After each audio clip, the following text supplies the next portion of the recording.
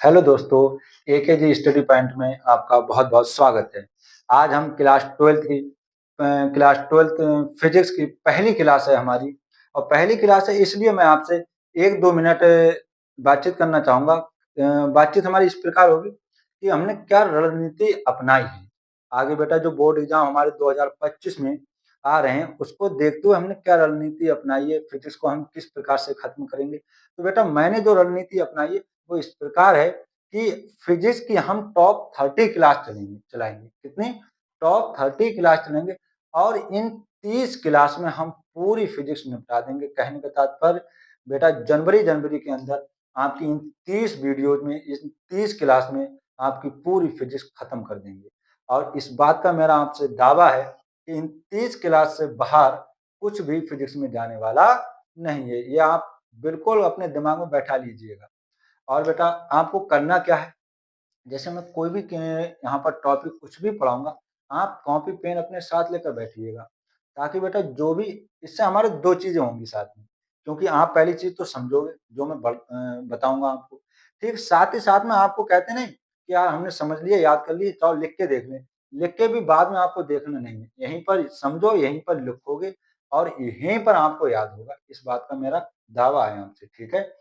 आपको दोबारा पढ़ने की कोई आवश्यकता नहीं होगी, बस आप टॉप 30 क्लास ये आप कंटिन्यूअसली देखते रहिए और ज़्यादा लेंथी क्लास भी मैं नहीं लूँगा। 30 मिनट मैक्सिमम से मैक्सिमम 45 मिनट।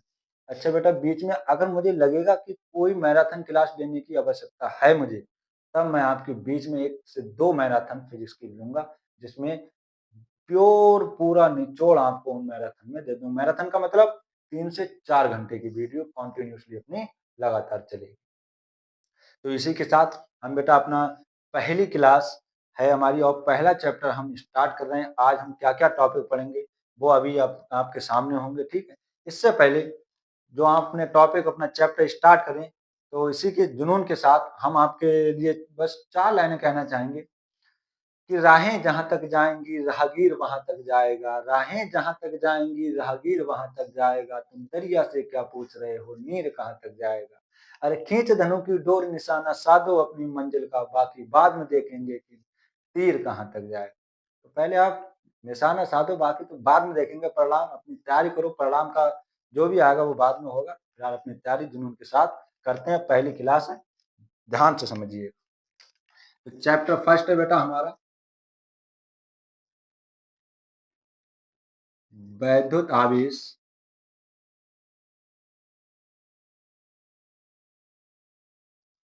वैद्युत आवेश तथा क्षेत्र। बेटा इंग्लिश में बोलते हैं हम इसे electric charge and field. Electric charge and field class हमारी क्या फर्स्ट वो भी डाल दे रहे हैं।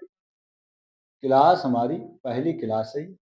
आज हम कौन कौन से पॉइंट्स पे डिस्कस करेंगे इसमें।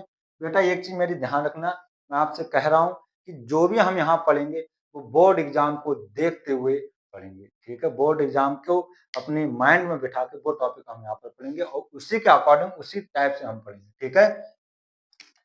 तो बेटा आज हम जो टॉपिक पढ़ने वाले हैं, हमारा पहला टॉपिक रहेगा कूलाम का नियम।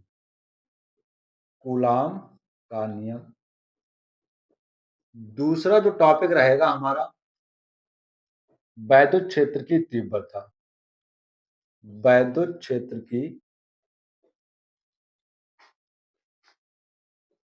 वैद्युत क्षेत्र की तीव्रता।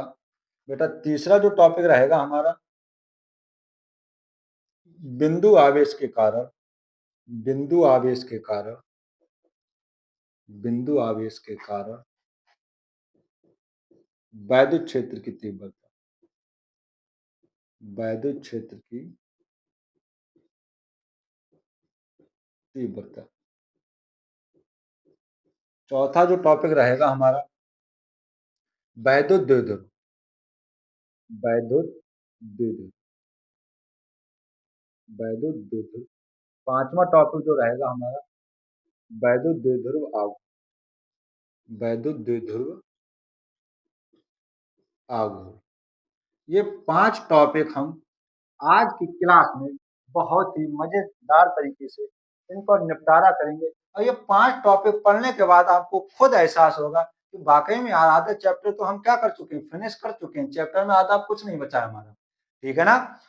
देखना बिल्कुल आपको ये दोबारा पढ़ने की आवश्यकता नहीं होगी, इस बात का मेरा क्या आपसे फिर से एक प्रॉमिस है, ठीक है ना। तो हमारे पहला टॉपिक क्या है बेटा, कूलाम का नियम, वैद्युत क्षेत्र की तीव्रता, बिंदु आवेश के कारण वैद्युत क्षेत्र की तीव्रता, वैद्युत द्विध्रुव और वैद्युत द्विध्रुव आघूर्ण, ये 5 टॉपिक का हम बहुत ही मजेदार तरीके से निपटारा आज की क्लास में करने वाले हैं। तो हमारा बेटा आज आज के लिए जो पहला टॉपिक है कूलाम का नियम, अपनी कॉपी पर हेडिंग बना लीजिए, कूलाम का नियम क्या है हमारा बेटा, कूलाम का नियम।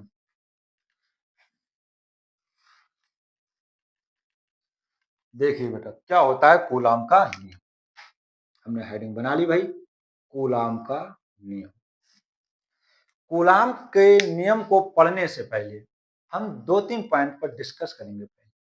वो पॉइंट कौन कौन से हैं बेटा, हम जानते हैं कि यदि दो समान प्रकार दो आवेशों के बीच क्या कार्य करता है, एक बल कार्य करता है, वो बल कौन सा होता है, उसी बल को हम क्या कहते हैं, वैद्युत बल कहते हैं। कैसे सर, अब भैया आपके दिमाग में लगेगा या भैया या सर कैसे वो बल कार्य करता है, तो हम क्या कहेंगे बेटा, आपने देखा यार कि हमने सब पढ़ रखा है कि ये प्लस आवेश अगर समान प्रकार के कोई आवेश होंगे, जैसे प्लस प्लस हुए, माइनस माइनस हुए, अगर समान प्रकार के आवेश होंगे तो क्या करेंगे, ये एक दूसरे को प्रतिकर्षित करेंगे। हटा भैया, तू इधर से हट, तू इधर से हट, एक दूसरे को क्या करेंगे, प्रतिकर्षित करेंगे। इसी प्रकार ये भी समान प्रकार के आवेश हैं, तो ये भी एक दूसरे को क्या करेंगे, प्रतिकर्षित करेंगे, एक दूसरे को हटाने की कोशिश करेंगे। लेकिन यहीं पर अगर विपरीत प्रकार के आवेश हुए, कोई अगर मान लो प्लस क्यू है और इधर क्या हमारा माइनस क्यू है, तो ये तो विपरीत प्रकार के हो गए, तो ये क्या करेंगे, एक दूसरे को आकर्षित करेंगे, वो अपनी ओर, ये अपनी ओर खींचेगा और ये वाला अपनी ओर खींचेगा बेटा, ठीक है ना। तो कहने का तात्पर्य ये हुआ कि समान प्रकार के आवेश, समान प्रकार उन्हीं को हम क्या बोलते हैं, सजातीय आवेश। अगर समान और अपोजिट चार्ज होंगे बेटा, प्लस माइनस होंगे, तो उन्हें हम क्या बोलेंगे, विजातीय आवेश। तो सजातीय आवेश या समान प्रकार के आवेश एक दूसरे को क्या करते हैं, प्रतिकर्षित करते हैं।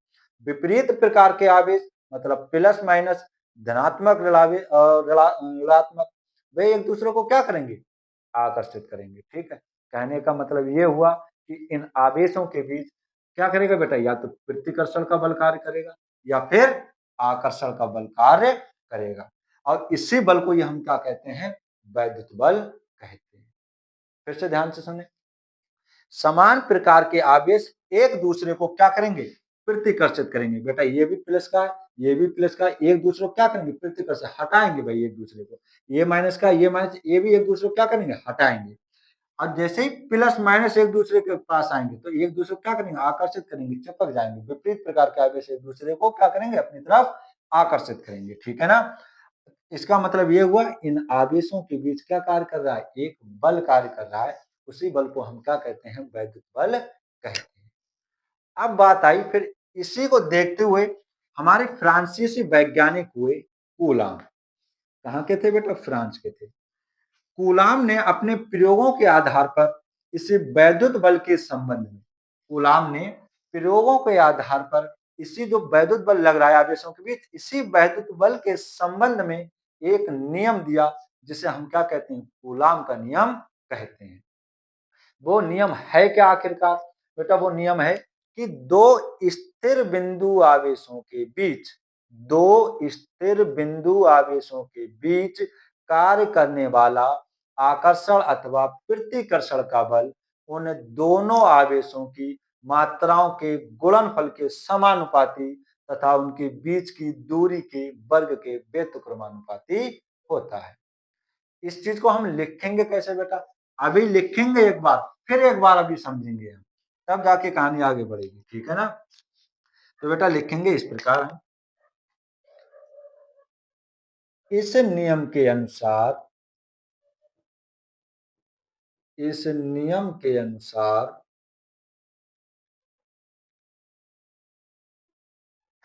इस नियम के अनुसार दो स्थिर बिंदु आवेशों के बीच, दो स्थिर बिंदु आवेशों के बीच दो स्थिर बिंदु आवेशों के बीच कार्य करने वाला आकर्षण अथवा प्रतिकर्षण का बल, आकर्षण अथवा प्रतिकर्षण का बल, अथवा प्रतिकर्षण का बल, आकर्षण अथवा प्रतिकर्षण का बल उन दोनों आवेशों के उन दोनों आवेशों के उन दोनों आवेशों की मात्राओं को उन दोनों आवेशों की मात्राओं के गुणनफल के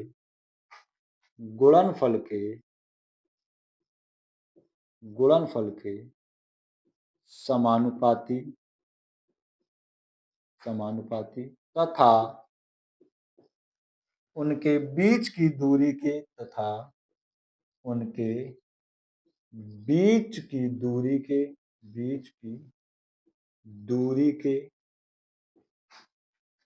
वर्ग के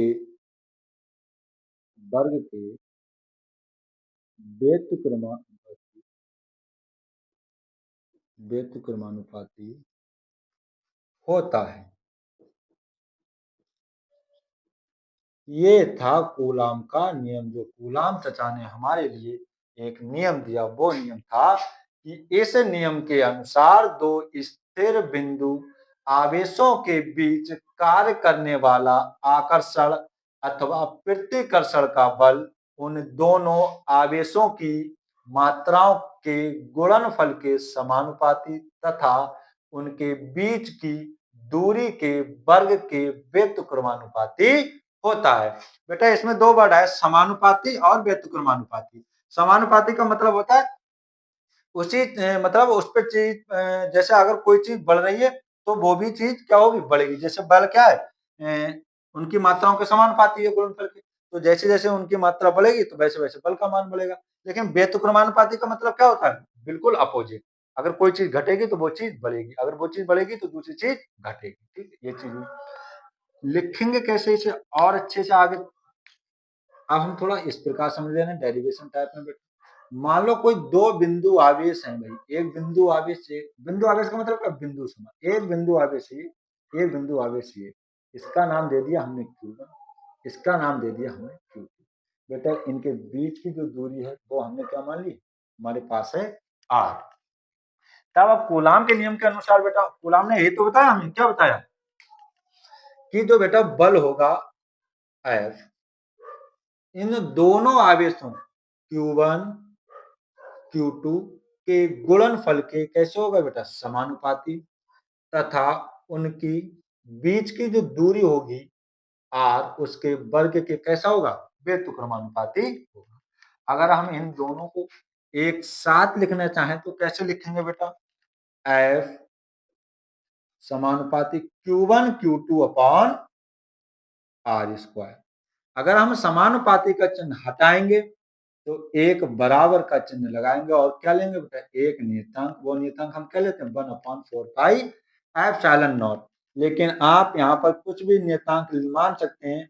आप बेटा कहना चाहो तो आप यहाँ पर के एक कोई नियतांक ले लो, लेकिन बाद में उसकी वैल्यू हमें फिर यही पुट करनी पड़ेगी। ठीक, तो इसलिए हम क्यों ना यहीं पर ये वैल्यू डायरेक्ट ले रहे हैं। ठीक, तो ये हो गया हमारा कूलाम का नियम। F बराबर ये जो बल का, जो वैद्युत बल के संबंध में उन्होंने नियम दिया, वो नियम ये निकल के आया कि F बराबर 1/4πε0 into Q1 Q2 upon R square. तो कूलाम ने हमें क्या नियम दिया बेटा, कि दो स्थिर बिंदु आवेशों के बीच कार्य करने वाला आकर्षण अथवा प्रतिकर्षण का बल उन दोनों आवेशों की मात्राओं के गुणनफल के समानुपाती तथा उनकी बीच की दूरी के वर्ग के व्युत्क्रमानुपाती होता है। जैसे बेटा F समानुपाती दो बिंदु आवेश हमने ले लिए Q1 और Q2, तो जो बल होगा Q1 इंटू Q2 उनके गुणनफल के समानुपाती, उनकी बीच की दूरी जो R है उसके वर्ग के व्युत्क्रमानुपाती होगा। अगर इन दोनों को हम एक साथ लिखें तो इस प्रकार लिख सकते हैं, समानुपाती का चिन्ह हटाएंगे, बराबर का चिन्ह लगाएंगे और क्या लेना पड़ेगा हमें, एक नियतांक। व नियतांक क्या होता है, 1/4 पाई एप्सिलॉन नॉट या epsilon 0 into Q1 Q2 upon r square. बेटा अब हम लिख ले रहे हैं जो चीज है हमारे पास, क्या है, जहां 1/4 पाई एप्सिलॉन 0 क्या है बेटा, एक नियतांक है, एक नियतांक। अगर नियतांक है भाई तो इसकी कोई ना कोई वैल्यू होगी। हाँ सर जी बिल्कुल अवश्य होती है बेटा, क्या होती है, 9 गुणा 10 की घात 9। बात आई मात्रक की। सर जी तो मात्रक क्या हम रटे, फिर बिल्कुल रटने की आवश्यकता नहीं। कैसे, वो ऐसे बेटा समझो, ये चीज आगे बढ़ाओ। एफ है बेटा, हमें इसका मात्रक निकालना ना, इस चीज का हमें मात्रक निकाल, तो बाकी सब चीज एक साथ कर लो। एफ बेटा बटे वाली चीज कहाँ पहुंच जाएगी, गुणा में पहुंच जाएगी, एफ इंटू आर स्क्वायर। अब बेटा जो गुणा वाली चीज है वो कहाँ जाएगी, बटे में, Q1 इंटू Q2। इधर क्या बचा, 1/4 पाई एप्सिलॉन 0। अब लिख लो आराम से मात्रक। क्या होता है बेटा, बल, एफ, एफ मतलब न्यूटन, आर, आर मतलब दूरी, मतलब मीटर। बेटा स्क्वायर चला है तो स्क्वायर चला लो। आवेश Q1 Q2 है ना, तो इसका मात्रक कूलाम, इसका मात्रक कूलाम, कूलाम की गुणा कूलाम से करोगे तो कूलाम स्क्वायर। ये इसका क्या निकल के आ गया, मात्रक निकल के आ गया। मात्रक पूछ लेता है बेटा, ठीक है ना। अब बताओ आपको रटने की आवश्यकता पड़ेगी, बिल्कुल नहीं पड़ेगी, आसानी से आप समझ सकते हो। दूसरा ये सर जी जो चल रहा है साथ में एप्सिलॉन 0, यार ये पहली बार पढ़ रहे हैं, ये क्या चीज है, तो ये भी समझ लो। एप्सिलॉन 0 क्या है, निर्वात की वैद्युतशीलता। ये क्या है, निर्वात की वैद्युतशीलता, निर्वात की वैद्युतशीलता। बेटा हाँ इसका भी कोई ना कोई मान होता है, बिल्कुल जरूर होता है। 8.85 इंटू 10⁻⁻12। फिर वही बात आ गई बेटा, मात्रक जरूर यहीं से निकालेंगे, और तो कोई कुछ नहीं करना है हमें। देखो बेटा इसका मात्रक कैसे निकालेंगे हम, जो एप्सिलॉन 0 है ना, इसका मात्रक इसी सिंबल को उठा के ले जाओ, ये चीज इधर ले आओ, ये चीज इधर ले आओ। एप्सिलॉन 0 अगर आप इधर ले आओगे तो क्या बन जाएगा, 1/4 पाई, ये एफ हो जाएगा into Q1 Q2 upon r square. आप देखो मात्रा कैसे लिखेंगे बेटा, ऊपर क्या है हमारा आवेश, कूलाम स्क्वायर। अच्छा जो 1/4 पाई है आपका, वो तो बेटा नियतांक है, उसके तो कोई मात्रक होगा नहीं। किसका होगा, बल का, मतलब न्यूटन। और दूरी आर, मीटर स्क्वायर। तो इसका मात्रक क्या निकल गया, कूलाम स्क्वायर बटे न्यूटन इंटू मीटर स्क्वायर। बटे इसका मात्रक हम जरूर ध्यान रखिएगा, ठीक। तो ये था आपका कूलाम का नियम। पूरे अच्छे से हमने इसका क्या कर दिया है, ऑपरेशन कर चुके हैं कूलाम का नियम का। इससे ज्यादा आपको कूलाम के नियम में पढ़ने की कोई आवश्यकता नहीं है। ये चीज बेटा इसके वैल्यू आप ध्यान रखना, न्यूमेरिकल में हम इसकी वैल्यू बहुत यूज करेंगे, ठीक है ना। एप्सिलॉन 0 इसका मात्रक बहुत ध्यान रखना है इसमें। आपसे कोई ये नहीं पूछेगा भाई यार बताओ कूलाम का नियम क्या है, लिखो कूलाम के नियम से आप क्या समझते हैं, कभी नहीं पूछेगा, समझ में। लेकिन इस नियम का बेटा हम इस सवाल में, ये इस चैप्टर में हर लगभग प्रत्येक जगह ये नियम हमारा क्या यूज होने वाला है, ठीक है ना। तो एक बार फिर से मेरे साथ दोहराएंगे क्या भाई, सुनो ध्यान से कि बेटा बिल्कुल स्टार्टिंग कूलाम का नियम, कि जो आवेश होते हैं ना, आवेश बेटा अगर समान प्रकार के हुए तो वो एक दूसरे को प्रतिकर्षित करेंगे, एक दूसरे को दूर हटाएंगे, भागो मुझसे दूर हटो। लेकिन अगर विपरीत प्रकार के हुए तो वो एक दूसरे को आकर्षित करेंगे। अच्छा इसका मतलब हम समझ चुके हैं सर जी कि इनके बीच क्या कार्य कर रहा है, एक बल कार्य कर रहा है, तभी तो हटा देता है, कभी क्या कर लेता है, आकर्षित कर लेता है। बिल्कुल ठीक बात है हमारी। अब इसी बल का फिर नाम क्या दिया गया, वैद्युत बल। इसी बल को हम क्या बोलते हैं, वैद्युत बल बोलते हैं, इलेक्ट्रिक फोर्स बोलते हैं बेटा, ठीक। तो जो कूलाम फ्रांसीसी वैज्ञानिक हुए हमारे कूलाम, इन्होंने इसी वैद्युत बल के संबंध में एक नियम दिया। वो क्या नियम दिया, इन्होंने बताया कि दो स्थिर बिंदु आवेशों के बीच कार्य करने वाला आकर्षण अथवा प्रतिकर्षण का बल उन दोनों आवेशों की मात्राओं के गुणनफल के समानुपाती, उनकी बीच की दूरी के वर्ग के व्युत्क्रमानुपाती होता है। ये दो चीजें थी, इन्हीं दो चीजों से हम आगे बढ़ रहे हैं। इन दोनों को हम अलग अलग ना लिख के भाई एक साथ लिखना चाह रहे हैं, तो भाई Q1 Q2 ऊपर लिख लो और नीचे क्या लिख ले रहे हैं हम, आर स्क्वायर लिख ले रहे हैं। बिल्कुल सही बात, समानुपाती का चिन्ह हटाएंगे तो हम बराबर का चिन्ह लगाएंगे और क्या लेंगे, एक नियतांक लेंगे बेटा, 1/4 पाई एप्सिलॉन 0। हमने लिख दिया जहां 1/4 पाई एप्सिलॉन 0 एक नियतांक है जिसकी वैल्यू 9 गुणा 10 की घात 9 न्यूटन इंटू मीटर स्क्वायर बटे कूलम स्क्वायर होता है। एप्सिलॉन जीरो को हमने बात की वैद्युतशीलता कहते हैं, जिसका मान बेटा 8.85 गुणा 10 की घात -12 कूलाम स्क्वायर बटे न्यूटन इंटू मीटर स्क्वायर होता है। कूलाम के नियम में आपको कोई दिक्कत हुई हो तो बताने की कोशिश, मुझे नहीं लगता है कि शायद आपको अब कूलाम का नियम दोबारा पढ़ना पड़े। अगर बेटा लेना चाहो स्क्रीनशॉट ले लो इसका, आप उम्मीद है ले चुके होगे स्क्रीनशॉट। आप बताओ बेटा, इसमें अपने खुद सोच के देखो, इसमें कोई दिक्कत तुम्हें लगी? नहीं लगी होगी, मुझे पूरी उम्मीद है। अगर अच्छे से आपने वीडियो शुरू से देखी होगी तो कोई दिक्कत आने वाली नहीं। अब हमारा जो नेक्स्ट टॉपिक है, हमने बताया आपको बेटा क्या, वैद्युत क्षेत्र की तीव्रता, उसके बारे में हम पढ़ेंगे। क्या होती है भाई वैद्युत क्षेत्र की तीव्रता? बेटा आवेश का क्या होता है, एक गुण होता है कि वैद्युत आवेश के चारों ओर क्या उत्पन्न हो जाता है, एक वैद्युत क्षेत्र उत्पन्न हो जाता है। भाई जब वैद्युत क्षेत्र उत्पन्न हो जाएगा तो उसकी कोई ना कोई तीव्रता भी होगी, कि भाई कितना वैद्युत क्षेत्र कितना प्रबल है या कितना दुर्बल है, तो उसकी कुछ ना कुछ इंटेंसिटी जरूर होगी। आवेश के चारों ओर क्या उत्पन्न हो जाता है बेटा, एक वैद्युत क्षेत्र उत्पन्न हो जाता है, तो उसकी कुछ ना कुछ तीव्रता तो होगी भाई, इंटेंसिटी तो होगी। तो उसी तीव्रता के बारे में हमको क्या करना है, पढ़ना है यहाँ पर। देखो बेटा दूसरा टॉपिक हमारा कुछ इस प्रकार है, वैद्युत क्षेत्र की तीव्रता। वैद्युत क्षेत्र की तीव्रता क्या होती है बेटा, वैद्युत क्षेत्र की तीव्रता अभी बता देते हैं हम आपको। Intensity of electric field, intensity of electric field बेटा, वैद्युत क्षेत्र की तीव्रता। हमने अभी क्या बताया कि बेटा बिंदु आवेश के चारों ओर क्या हो जाता है, किसी आवेश के चारों ओर वैद्युत क्षेत्र उत्पन्न हो जाता है बेटा, ठीक है ना। तो उस वैद्युत क्षेत्र की कुछ ना कुछ क्या होती है, तीव्रता होती है। वो कैसे पढ़ेंगे हम, देखो ध्यान से। वैद्युत क्षेत्र की तीव्रता क्या होती है, दो तरीके से हम पढ़ेंगे, दोनों तरीका आपको मैं बता दे रहा हूँ, किस प्रकार को आपको सही लगे वो आप एक्सेप्ट कर सकते हो बेटा। वैद्युत क्षेत्र के अंदर, वैद्युत क्षेत्र के अंदर किसी बिंदु पर रखे धन परीक्षण आवेश पर कार्य करने वाले बल तथा उस परीक्षण आवेश के अनुपात को हम क्या कहते हैं, वैद्युत क्षेत्र की तीव्रता कहते हैं। कहने का मतलब ये हुआ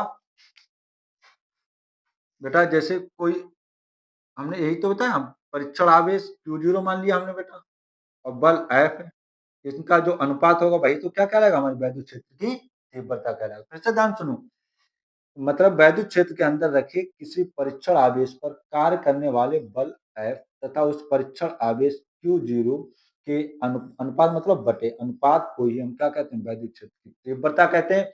इसे कैपिटल ई से व्यक्त करते हैं बेटा। अगर हम ये कैसे होती है, इसका मात्रक हम निकालना चाहते तो मात्रक किस प्रकार हो जाएगा बेटा, बल का मात्रक क्या होता है हमारा, न्यूटन, और आवेश का मात्रक क्या हो जाएगा हमारा बेटा, कूलम। ठीक, इसके दूसरे तरीके से परिभाषा ये हो सकती है बेटा, अगर हम Q0 का मान क्या मान लें, एक कूलम मान लें, क्या मान लें, एक कूलम। एक कूलम मतलब एकांक मान लें, तो E बराबर बेटा F। अगर आप Q0 की वैल्यू एक रखोगे ना, तो एक से आप किसी चीज को भाग दो तो वही चीज तो आ जाएगी। तो एक नीचे लिखने का कोई मतलब नहीं है, ना नीचे ना साइड ना इधर, बस ऊपर तो आप लिखना पड़ेगा, ये ध्यान रखना। इधर उधर लिखो कोई मतलब नहीं, ठीक। तो अब बात आ गई, तो वैद्युत क्षेत्र की तीव्रता है वो यार बल के बराबर है, लेकिन किस बल के बराबर है, वह उस बल के बराबर है जो वैद्युत क्षेत्र में किसी बिंदु पर रखा हुआ है, लेकिन कैसा है, उसके वैल्यू क्या है, एकांक है। कहने का मतलब यह हुआ, वैद्युत क्षेत्र के अंदर किसी बिंदु पर रखे एकांक धन परीक्षण आवेश पर कार्य करने वाले बल को ही हम क्या कहते हैं, वैद्युत क्षेत्र की तीव्रता कहते हैं। फिर से ध्यान से सुनो, वैद्युत क्षेत्र के अंदर किसी बिंदु पर रखे एकांक धन परीक्षण आवेश पर कार्य करने वाले बल को हम क्या कहते हैं, वैद्युत क्षेत्र की तीव्रता कहते हैं। इसे कैपिटल ई से व्यक्त करते हैं और इसका मात्रक न्यूटन बटे कूलम, और फॉर्मूला ई बराबर F/Q0 होता है। बेटा ये जो मात्रक देख रहे हो ना, आपके सामने दिखाई पड़ रहा है, न्यूटन बटे कूलम, ये किसी सेट में मैंने देखा है, इसी बार के 2024 में बहुविकल्पीय का पहला ही क्वेश्चन ये है, न्यूटन बटे कूलम किसका मात्रक है। उसमें 4 ऑप्शन दे रखे, ठीक। तो आप पढ़ोगे, टेंशन ना लो, ये कि क्वेश्चन विद बहुविकल्पीय आपका सटीक जाएगा। अब बेटा सर जी आपको लगता होगा कि सर जी हम अब तो भाई समझ तो चुके हैं, लिखेंगे कैसे आप? बिल्कुल जैसे मैं लिख रहा हूँ आप भी अपने साथ में कॉपी पेन उठाइए और लिखना स्टार्ट कीजिए। लिखेंगे कैसे? वो लिखेंगे ऐसे। होगा इसी क्लास में याद आपको बेटा, दोबारा पढ़ने की कोई आवश्यकता नहीं। वैद्युत क्षेत्र की तीव्रता लिखना स्टार्ट करो। वैद्युत क्षेत्र के अंदर जो हमने बताया वही लिखना ही है और कुछ नहीं करना है। वैद्युत क्षेत्र के अंदर, वैद्युत क्षेत्र के अंदर, वैद्युत क्षेत्र के अंदर किसी बिंदु पर रखे, वैद्युत क्षेत्र के अंदर किसी बिंदु पर रखे एकांक धन परीक्षण आवेश पर, एकांक धन परीक्षण आवेश पर, एकांक धन परीक्षण आवेश पर कार्य करने वाले, कार्य करने वाले, कार्य करने वाले बल को ही, बल को ही वैद्युत क्षेत्र की, वैद्युत क्षेत्र की तीव्रता, वैद्युत क्षेत्र की तीव्रता कहते हैं, वैद्युत क्षेत्र की तीव्रता कहते हैं। वैद्युत क्षेत्र के अंदर किसी बिंदु पर रखे एकांक धन परीक्षण आवेश पर कार्य करने वाले बल को ही वैद्युत क्षेत्र की तीव्रता कहते हैं बेटा, ठीक है ना। ई बराबर क्या होता है? ई बराबर होता है हमारा एफ अपॉन क्यू जीरो। बेटा आवेश क्यू भी आप ले सकते हो, क्यू जीरो ना लेके, लेकिन परीक्षण आवेश ज्यादा कर हम क्या लेकर चलते हैं? क्यू जीरो लेकर चलते हैं, ठीक है ना। ये हो गया आपका फार्मूला। बेटा इसकी भी आवश्यकता पड़ेगी, ध्यान रखना न्यूमेरिकल में बहुत। अगर यहाँ से हम बल की वैल्यू निकालना चाहें तो एफ बराबर हम क्या निकाल सकते हैं? क्यू जीरो ई, या हम एफ बराबर क्यू यू भी ध्यान रखना, ठीक है। इसका हम मात्रक बेटा क्या लिखना चाहें तो मात्रक हो जाएगा हमारा न्यूटन बटे कूलम, न्यूटन बटे कूलम। कोई दिक्कत नहीं होनी चाहिए। हमारे होते हुए आपको दिक्कत हुई तो फिर हमारे पढ़ाने का और आपके पढ़ने का कोई औचित्य नहीं रह जाता है। वैद्युत क्षेत्र के अंदर किसी बिंदु पर रखे एकांक धन परीक्षण आवेश पर कार्य करने वाले बल को ही क्या कहते हैं? वैद्युत क्षेत्र की तीव्रता कहते हैं। ई बराबर क्या होता है? एफ अपॉन क्यू जीरो होता है। बेटा अगर हम एफ की वैल्यू निकालना चाहें तो यहाँ पर एक लिख लो, आप कुछ नहीं करना है, तुच्छ गुणा एफ एकम, एफ और क्यू जीरो गुणा ई से करो, क्यू जीरो ये हो जाएगा। मात्रक बेटा यहाँ से निकालेंगे न्यूटन बटे कूलम, ठीक। इसी से रिलेटेड एक टॉपिक है बेटा, छोटा सा टॉपिक का यूज करना पड़ेगा हमें, डेरिवेशन तो पढ़ ही ले रहे हैं साथ में। बिंदु आवेश के कारण, बिंदु आवेश के कारण, बिंदु आवेश के कारण वैद्युत क्षेत्र की तीव्रता, वैद्युत क्षेत्र की तीव्रता,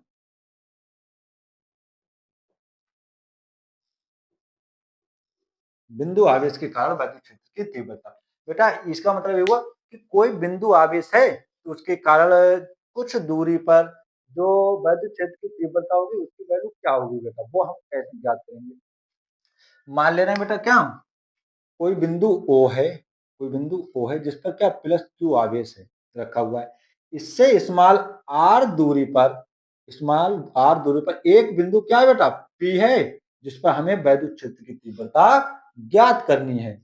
इस पर जिस पर हमें वैद्युत क्षेत्र की तीव्रता ज्ञात करनी होगी बेटा, उस पर हम क्या मान लेंगे? एक धन परीक्षण आवेश मान लेंगे क्यू जीरो। भाई भाई ये भी प्लस का हो गया, ये भी प्लस का हो गया, बराबर के टक्कर क्यों? कहीं टू इधर है, इसका मतलब ये जो आवेश होगा इसको क्या करेगा? प्रतिकर्षित करेगा, ठीक है।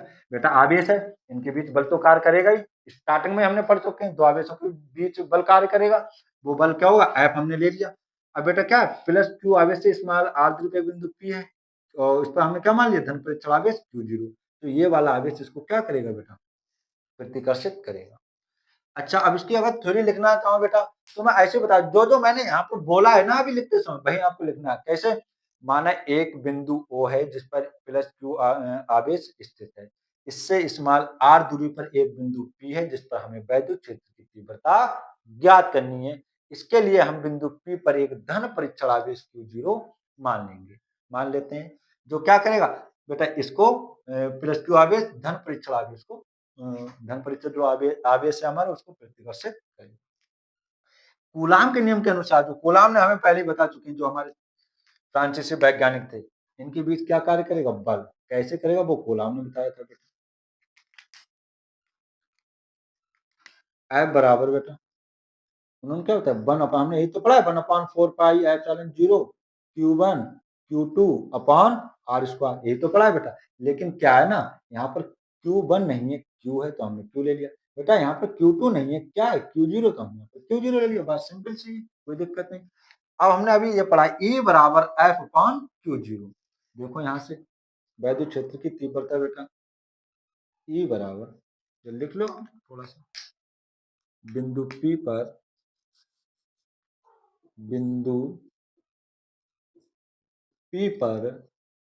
वैद्युत क्षेत्र की तीव्रता, बिंदु P पर वैद्युत क्षेत्र की तीव्रता बेटा क्या होगा, वैद्युत क्षेत्र की तीव्रता E बराबर F अपॉन, क्या होता है बेटा, F अपॉन Q0, ये तो है, हम ये पढ़ा है हमने। F की वैल्यू रख दो बेटा यहाँ से 1/4 pi into Q0 upon R square और बटे Q0, Q0 से Q0 कैंसिल, E बराबर क्या बचेगा, 1/4 pi into Q upon R square. यदि माध्यम का परावैद्युतांक K होगा बेटा, तो यहाँ पर बात K की लग जाएगी, उसके बारे में हम बता देंगे आपको परावैद्युतांक क्या होता है, ठीक है। तो ये निकल के आया E बराबर 1/4 pi into Q upon R square. इस चीज को ना आप अपने दिमाग में बैठा लीजिएगा, क्योंकि बेटा इसका ही हम यूज करेंगे अगले जो हमारे लेंथ डेरिवेशन आएंगे, अक्षीय स्थिति और निरक्षीय स्थिति, ठीक है ना, इस चीज का यूज होगा। फिर से देख लो एक बार, बिंदु आवेश के कारण वैद्युत क्षेत्र की तीव्रता कैसे लिखेंगे। माना बिंदु O पर प्लस Q आवेश स्थित है, इससे स्मॉल r दूरी पर एक बिंदु P है जिस पर हमें वैद्युत क्षेत्र की तीव्रता ज्ञात करनी है। इसके लिए हम बिंदु P पर एक धन परीक्षण आवेश Q0 मान लेंगे। तब कूलाम के नियम से इन दोनों आवेशों के बीच कार्य करने वाला बल F बराबर क्या होगा, 1/4 pi into Q0 upon R square. बिंदु P पर वैद्युत क्षेत्र की तीव्रता अभी तो हमने पढ़ाया बेटा, E बराबर F अपॉन Q0। F की वैल्यू हम क्या ये वाली पुट कर देंगे यहाँ पर, 1/4 pi into Q0 upon R square. Q0 से Q0 कैंसिल, कुल मिला के क्या बचेगा, E बराबर 1/4 pi into Q upon R square. इस चीज को हमें क्या करना है, बिल्कुल ध्यान में रखना है, ठीक है ना। तो फिर जल्दी से आप स्क्रीनशॉट में कोई देरी नहीं होनी चाहिए, ठीक है बेटा। इस टॉपिक का भी हो गया निपटारा। अब हमारे और छोटे छोटे से बस टॉपिक बचे हैं, उसको भी आराम से पढ़ लेंगे। तो क्लास को बिल्कुल नो टेंशन के हिसाब से आप अटेंड कीजिएगा। टेंशन बोर्ड एग्जाम टेंशन ना लो, मेरे सब्जेक्ट की तो आप टेंशन लो ही ना। अगर आप, हाँ, दिल से, तन से, मन से, धन की कोई आवश्यकता नहीं है, तन और मन से अगर आप क्लास ले रहे हो तो मेरा इस बात का दावा है, आपको फिजिक्स का डर बिल्कुल नहीं होना चाहिए। जब तक मैं पढ़ा रहा हूं आप ध्यान से पढ़ते रहिए। अब हमारा तीसरा टॉपिक, 3 टॉपिक निपटा चुके हैं हम बेटा। चौथा टॉपिक है हमारा वैद्युत द्विध्रुव, इनका भी जल्दी से निपटा ही दे रहे। वैद्युत द्विध्रुव, इनका भी खात्मा अभी बहुत जल्द ही आपके सामने होने वाला है। वैद्युत द्विध्रुव क्या होता है, वैद्युत द्विध्रुव मार्कर ध्यान में रखियो, क्या देख लेना भाई, मार्कर है बेटा। हमने मान लिया एक आवेश यहाँ पर स्थित है, ठीक है, एक आवेश यहाँ पर स्थित है, ठीक है। इनके बीच की दूरी क्या है, बहुत कम है। ये तो मैं समझाने के लिए आपको बता रहा हूँ, इतनी भी दूरी नहीं होती है, बहुत नाम मात्र के लिए, ठीक है ना। मार्कर ध्यान में रखना, एक आवेश यहाँ पर, एक आवेश यहाँ पर, लेकिन कैसे होंगे बराबर। अगर यहाँ पर 3 कूलाम का तो यहाँ पर भी 3 कूलाम का, यहाँ पर 2 कूलाम का, यहाँ पर भी 2 कूलाम का होगा, यहाँ पर Q कूलाम का, यहाँ पर भी Q कूलाम का होगा। लेकिन बराबर तो होंगे, लेकिन विपरीत होंगे। अगर यहाँ -3 तो +3, -2 +2, -q +q। और इनके बीच की दूरी क्या है? बहुत कम है।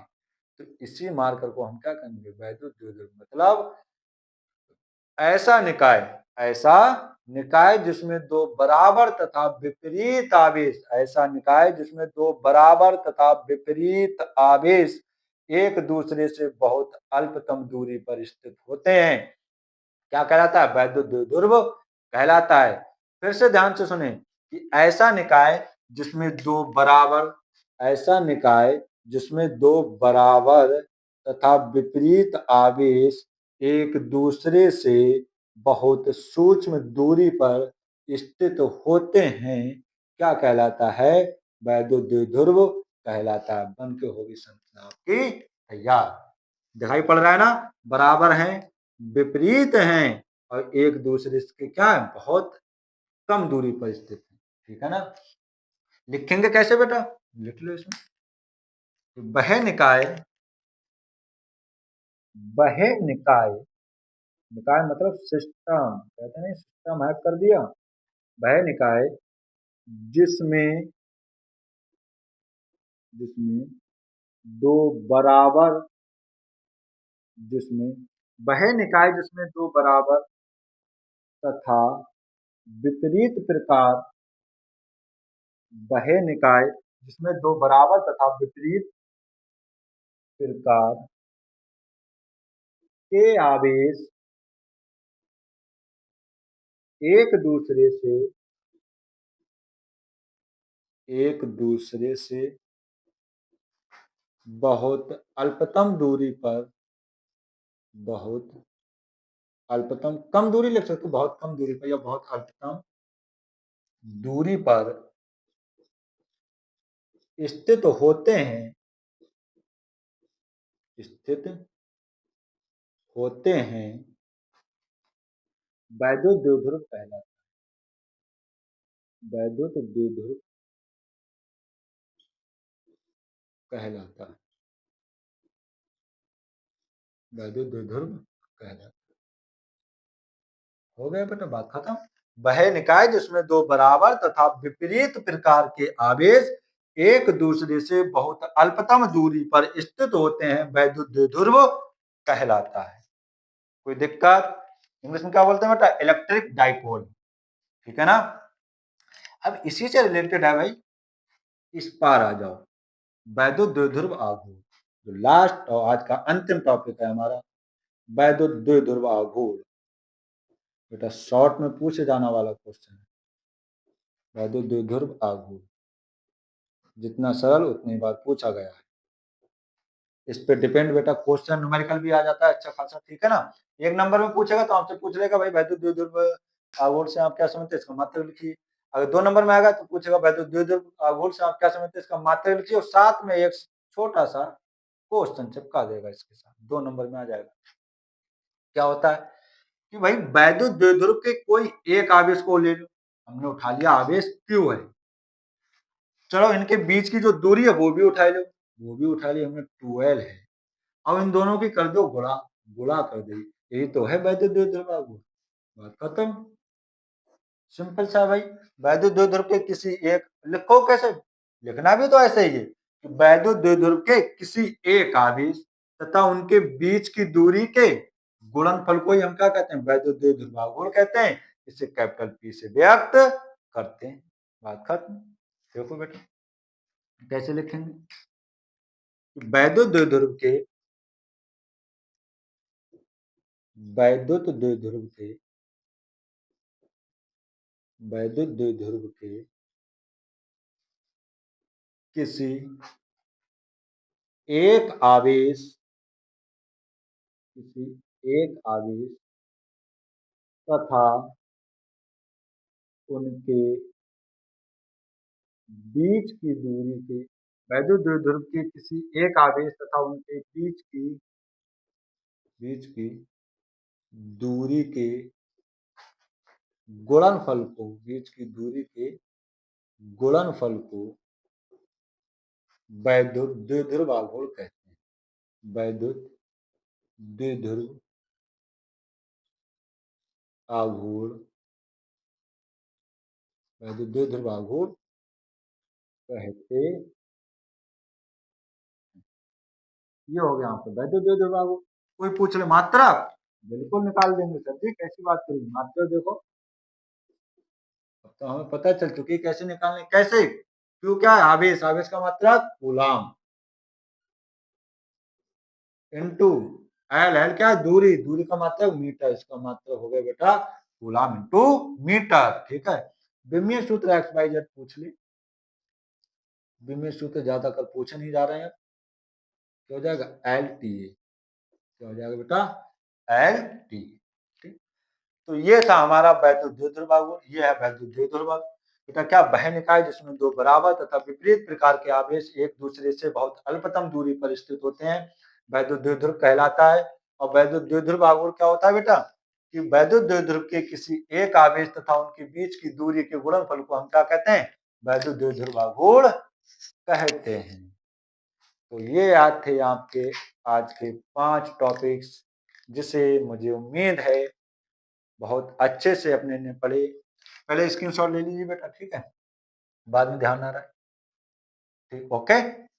अब पहले वैसे तो आप ये कीजिएगा ना, जैसे मैं लिखता हूँ ना साथ में, तुरंत जैसे मैंने समझाया आपने रिपीट किया, 1-2 बार रिपीट किया, ठीक है, तुरंत जैसे मैं लिख रहा हूँ आप मेरा ना देखें, आप अपने तरफ से लिखना स्टार्ट कर दें, जो आपने समझा तुरंत। और कहीं पर मिस्टेक लग रही तो बाकी है ही आपका बेटा, ठीक है, साथ में स्क्रीनशॉट भी ले लीजिए। तो बेटा आज हमने जो 5 टॉपिक्स पढ़े उनका बहुत स्पीड के साथ 1 मिनट बहुत जल्दी से रिवाइज करेंगे, ठीक। पहला टॉपिक ध्यान से सुनिए, बिल्कुल एकदम मन यहीं पर होना चाहिए, लास्ट का 1 मिनट बहुत महत्वपूर्ण मिनट। कूलाम का नियम, कूलाम का नियम क्या है, दो स्थिर बिंदु आवेशों के बीच कार्य करने वाला आकर्षण अथवा प्रतिकर्षण का बल उन दोनों आवेशों की मात्राओं के गुणनफल के कैसे होता है, समानुपाती होता है, तथा उनके बीच की दूरी के वर्ग के कैसे होता है, व्युत्क्रमानुपाती होता है। ये था हमारा कूलाम का नियम, F बराबर 1/4 pi epsilon 0 into Q1 Q2 upon R square.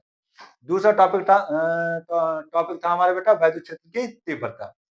वैद्युत क्षेत्र की तीव्रता क्या होती है, वैद्युत क्षेत्र के अंदर किसी बिंदु पर रखे एकांक धन परीक्षण आवेश पर कार्य करने वाले बल को हम क्या कहते हैं, वैद्युत क्षेत्र की तीव्रता कहते हैं। E बराबर F अपॉन Q0, या F बराबर क्या आ जाएगा, Q0 इंटू E निकल के आ जाएगा बेटा, ठीक है। इसका मात्रक न्यूटन बटे कूलम।